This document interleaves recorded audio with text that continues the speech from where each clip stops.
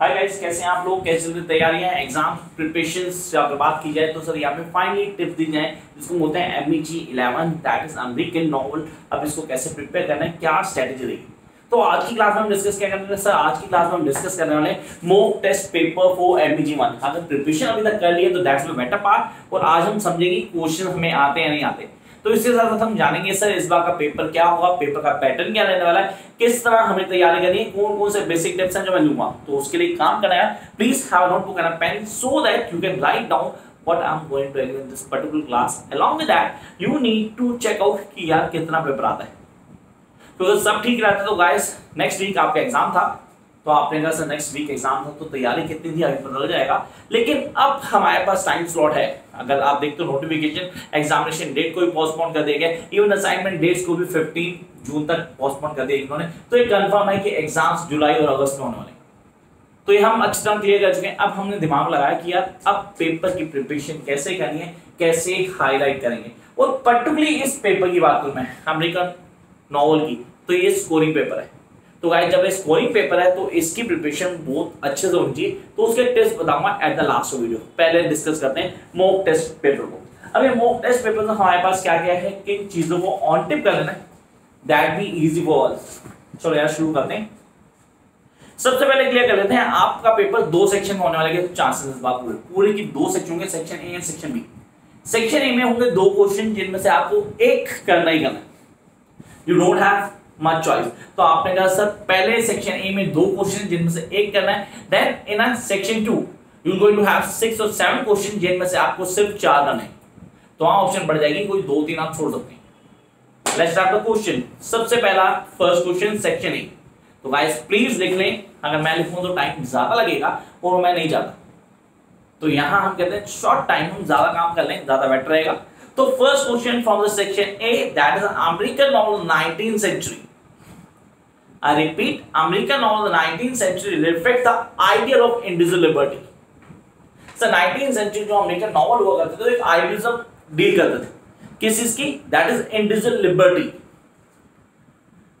तो first thing, the American of 19th century reflect the ideal of individual liberty. Discuss the reference of two novels in your syllabus. अब जब ऐसा question आता है पहले clear करना, आपने क्लियर करना है सेक्शन ए।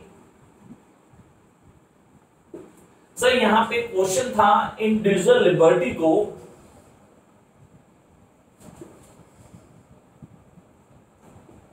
एक्सप्लेन करना था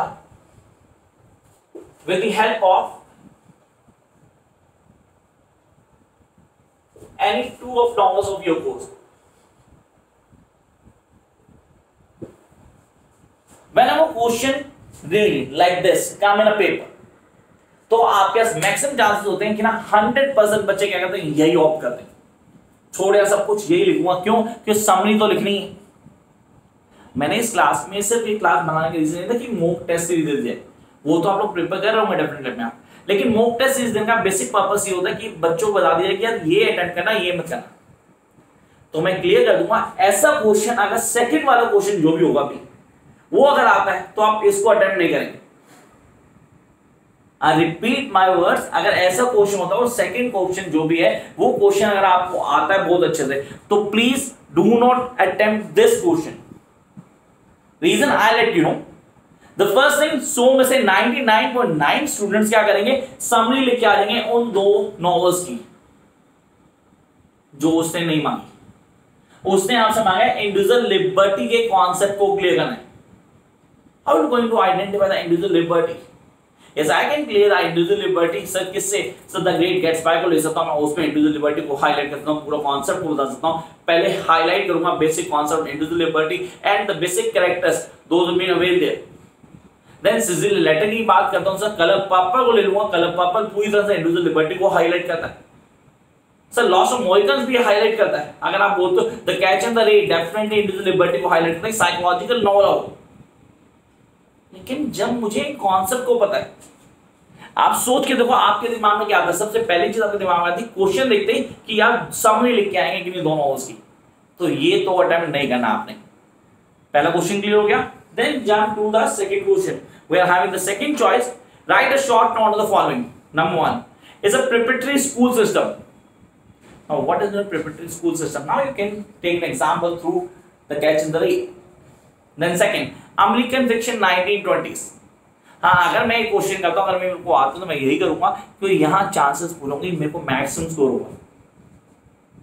तो the reason that I am really explaining this reason कि आप मैक्सिमम स्कोर कर पाए इस पेपर में. इस पेपर में इजीली 70 प्लस स्कोर किया जा सकता है अगर आपकी स्ट्रेटेजी बहुत सॉलिड हो. तो ये तो हो गया फर्स्ट क्वेश्चन. आपने का फर्स्ट चॉइस थी हमारे पास जो हमने कोई दो क्वेश्चन बनाए थे. तो सेक्शन ए आई होप आप लोगों ने लिख लिया होगा. आई repeat the question. Question number 1 था अमेरिकन और 19th century reflects the ideal of individual liberty. Discuss with the reference of two novels in your course. Second, write a short on the following. Number 1, preparatory school system. Number 2, American fictional in 1920s. तो ये तो हो गया first section A जिसको हमने यहाँ clear कर दिया. Time to move to the section B. अब सेक्शन बी में आते हैं हमारे पास. तो question number 3 is what are the themes that in the Lost of Mohicans? Themes that in the Lost of Mohicans.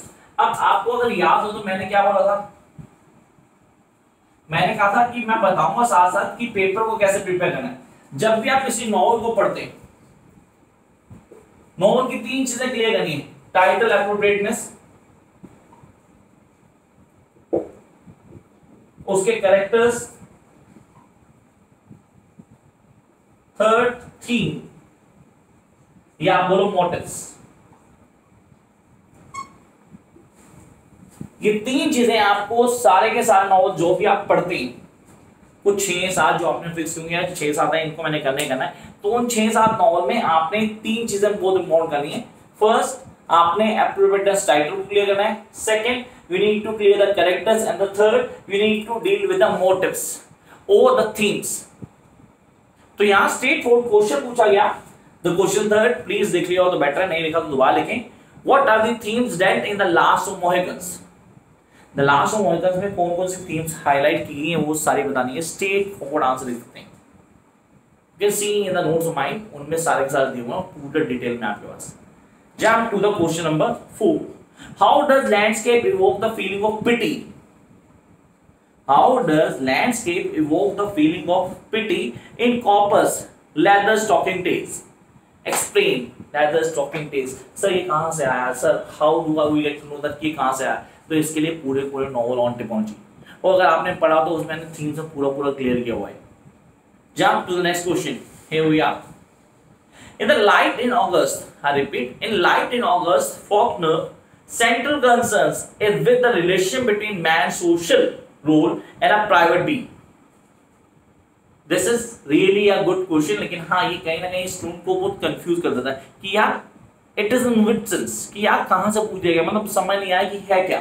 Here in the Light in August, Faulkner's central concern is with the relation between man's social life and the private being. How does you get to clear that Light in August is all about the social and the private being? How can a man be a social as well as a private? मतलब how he make a differentiate between his private life and a social life. उसके concept को clear करना है. That is in the theme of that particular novel. अगर आपने light in August को बहुत अच्छे से क्लियर किया तो बहुत इजी आंसर था. Jump to the next one. Question number 6. Why does Miller characterize? I repeat. Why does Miller characterize the word as schizophrenic? Elaborate with the reference of Black Spring. Yeah, this is a question that we must do.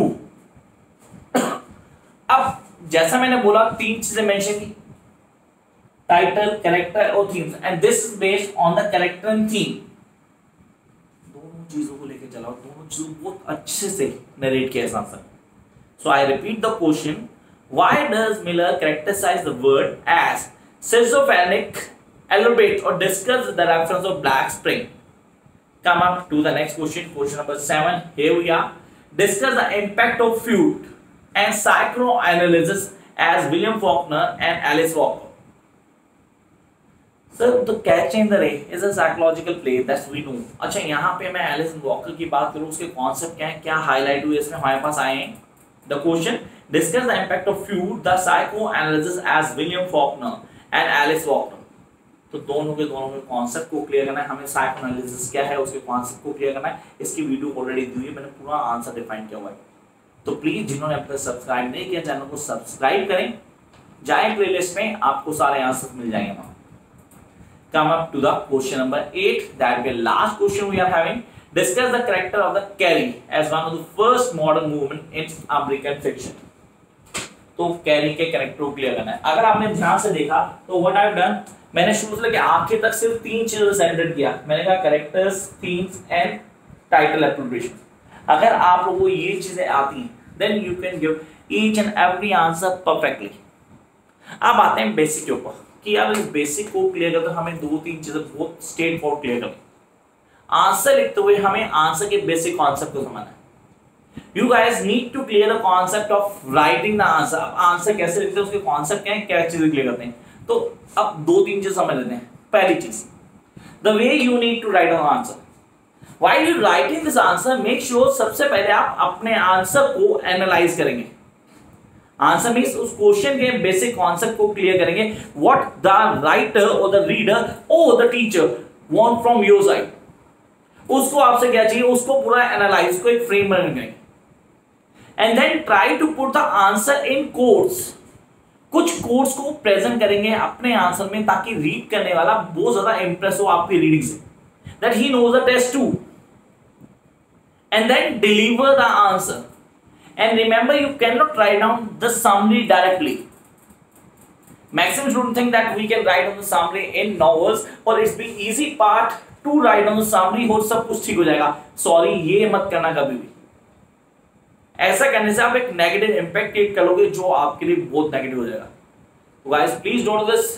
Till then you need to like, share and subscribe if you think it's worth to watch and you can follow me on insta by the name of classy Rahul. तब तक देखते रहो, पढ़ते रहो, किस तरह doubt होता है कमेंट बॉक्स में आओ, I will definitely come with the solution.